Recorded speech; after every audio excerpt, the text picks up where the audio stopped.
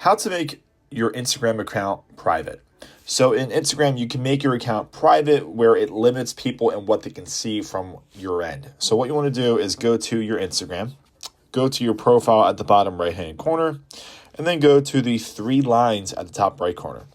From here, all you really need to do is scroll down until you see where it says who can see your content, and you want to focus on account privacy.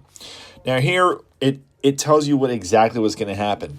When your account is private, only the followers you approve can see what you share, if it's stories and videos and hashtags and things like that. So you may have to go through a list and individually approve people to still see your content, even though your account is private. So to turn this on, all you have to do is go ahead and toggle that on, switch to a private account. It lets you know what's going to change, and you can go to switch to private. And that's it. Really simple, really easy, and it's a good way if you want some extra privacy. And that's it.